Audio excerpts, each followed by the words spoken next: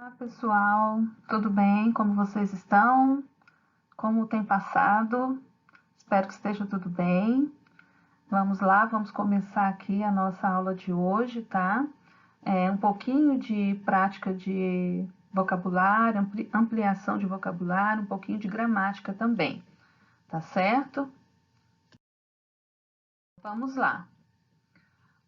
Aqui, né, tem um slide, né, eu coloquei aqui algumas palavrinhas inglesas, né, justamente porque nossa aula hoje tem a ver com um pouco de ampliação de vocabulário. Pessoal, então, eu coloquei na aula de hoje para vocês um poema, né, nosso gênero textual é poema, tá?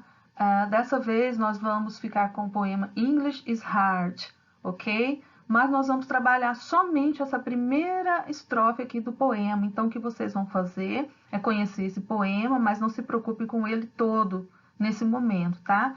Somente eu estou pedindo a tradução da primeira estrofe. Então, ó, we begin with a box and the plural is boxes. But the plural of ox becomes oxen, not oxes. One foal is a good, but two are called geese. Yet the plural of moose should never be mice. You may find a lone mouse or a nest full of mice. Yet the plural of house is house, not highs.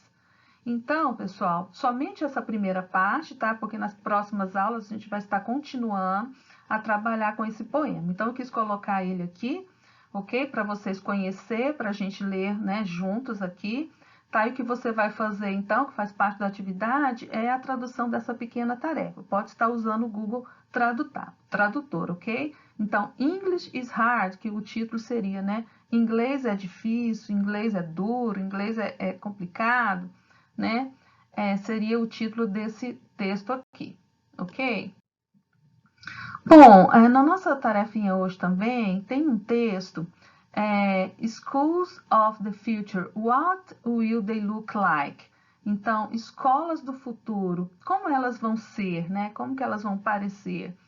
Então, fala um pouco aqui da tecnologia, né, dentro das escolas, tá? O que você vai fazer? Você vai pegar esse texto, colocar no Google Tradutor, tá? Pode ser aquele Google Tradutor por foto, você não vai levar mais que 2 minutos, até menos, né, para fazer isso. Vai conhecer o contexto do texto, olha.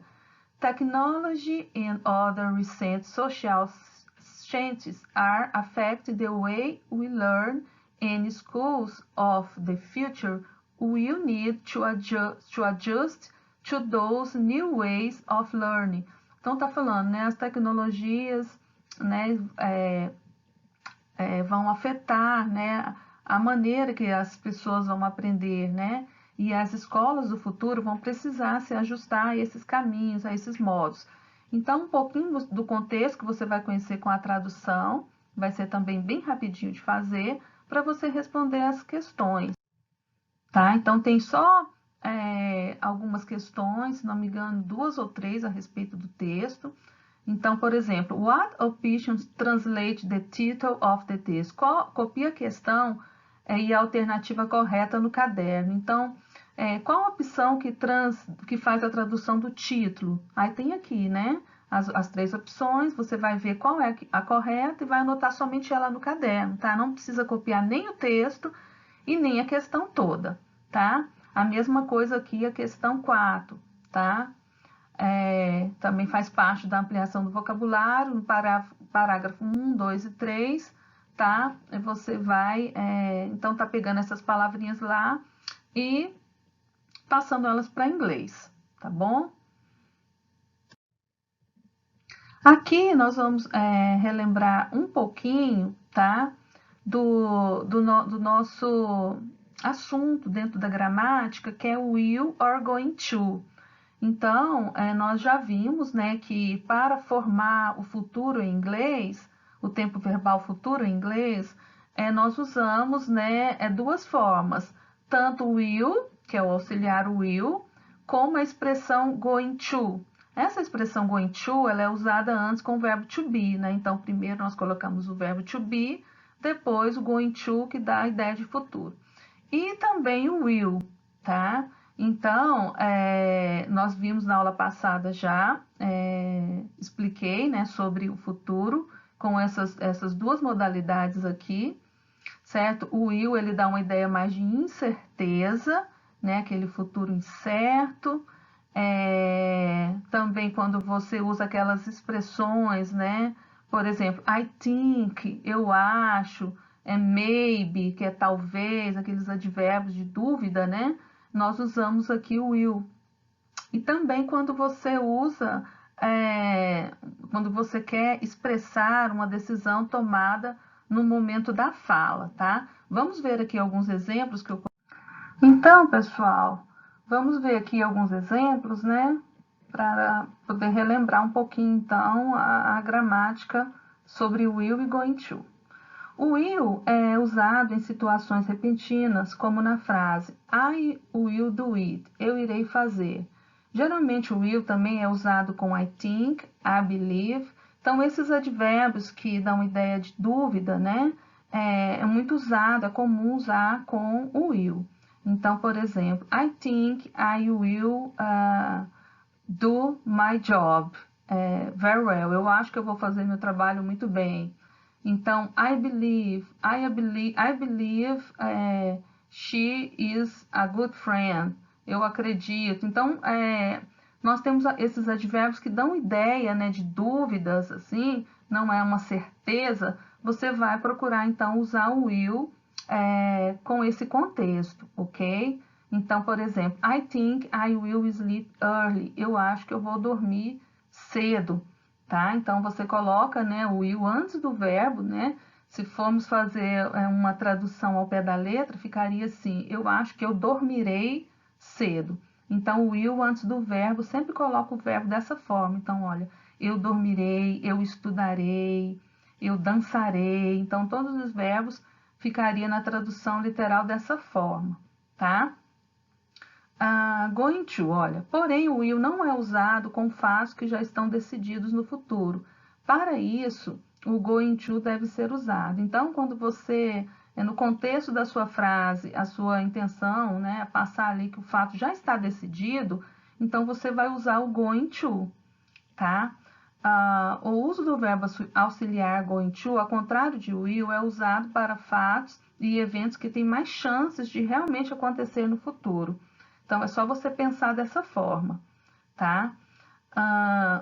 Esse auxiliar é usado junto com o verbo to be, is, are, e was e were, né? No caso aqui, o was e were é o passado do verbo to be. Que no caso não devem ser lidos como verbos ser e estar, uma vez que estão juntos com o auxiliar. Por exemplo, I'm going to do something. Eu vou fazer alguma coisa, tá? Então, no caso aqui, você não traduz o am, tá? Nem o is aqui dessa frase. Então, a ideia é colocar no futuro, em futuro imediato. Ó. I'm going to do something. Então, eu vou fazer alguma coisa. Kelly is going to pass the exam. Kelly vai passar no exame, tá vendo? Então, a gente não usa o verbo to be, assim, no caso, na tradução literal, ok? Usamos ele para formar esse tempo verbal. Então, sempre verbo to be, going to e verbo principal, ok? Então, lembrando que ele dá aquela ideia de certeza, né? Algo que você tem mais chances de acontecer no futuro.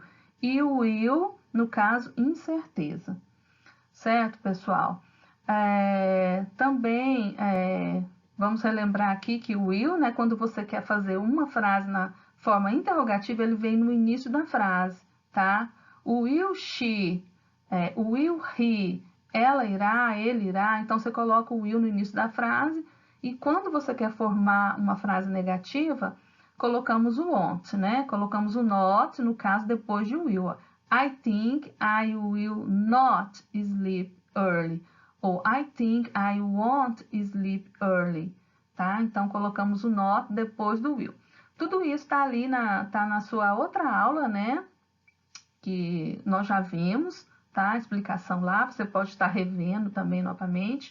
Qualquer dúvida a respeito desse assunto, tá? Pode estar perguntando lá no grupo do WhatsApp, né? Tirando dúvida também a respeito dessa aula. As questões para vocês, então, lá na atividade está muito simples, tá? Nessa aula, são poucas questões, tá? Para cada questão lá, eu estou explicando direitinho como fazer, vocês podem estar vendo, tá bom? E qualquer dúvida, então, entre em contato. Não deixe de fazer, tá bom? Não esqueçam de postar a atividade no Classroom lá, tá bom? Nós vamos conferir, né? Colocar também a presença, tá bom? Para vocês. E estou à disposição para qualquer dúvida, tá certo? Muito obrigada pela participação de vocês, tá? Então, até mais, pessoal. Goodbye, guys!